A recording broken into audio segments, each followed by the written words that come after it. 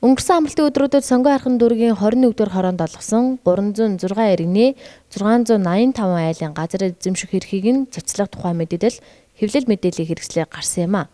Үүнээс үүдэж тухайн бүс нутагт газар эзэмшигч иргэдийн дунд төрөөс өгсөн 0.7 га газраа эргүүлж авлаа. Миний өмчилж авсан газрын эрхийг цуцлах нь гэх хэрэгэлзээ үүссэн байна.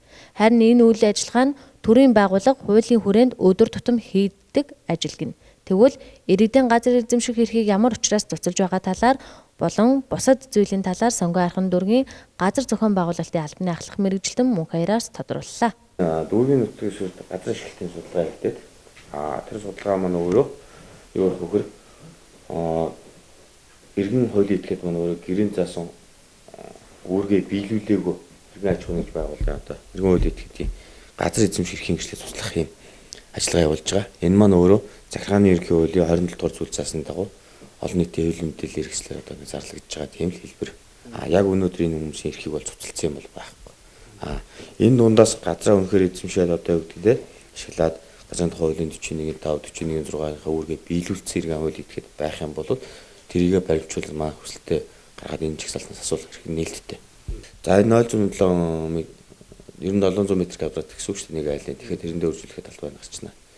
Ер нь бол энэ аж ахуйн иргэн аж ахуйн нэгжүүд маань өөрөө хуулийн этгээдүүд маань газраа одоо яг одоо жишээ нь та сонингийн задаас харсан бах те 2011 онд газраа эзэмших эрхээ авсан. Өнөөдөр 9 жил огт юм хийгээгүй. Төлөвлөлдөг, огт юм ийдэг.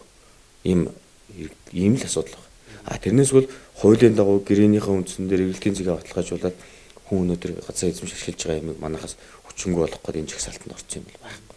Эзэмших эрхтэр бол газрын төлбөр гэдэг юм төлөгдөнө. Өмчлөхийн асуудал дээр төлбөр төлөгддөг. Энэ маань өөрөө бас мэдж байгаа нэг захин өмчлөгээд тусдаа асуудал шүү дээ. Тэр чинь нэгэд явцсан юм өмчлөлийн асуудал дээр хэрэгж хүчингүй болох юм ойлголт байхгүй. Эзэмших эрх маань өөрөө тодорхой гэрээний үндсэн дээр нөхцөл боловсролтоор хугацаатайгаар тухайн иргэн хуулийг итгэхэд эзэмшүүлж байгаа. Тэгэхээр нөхцөл боловсрол гэдэг маань өөрөө манаагаас одоо эдлэх эрхээ эдэлсэн үүргээ биелүүлээг л улсууд гэсэн ойлгож байна.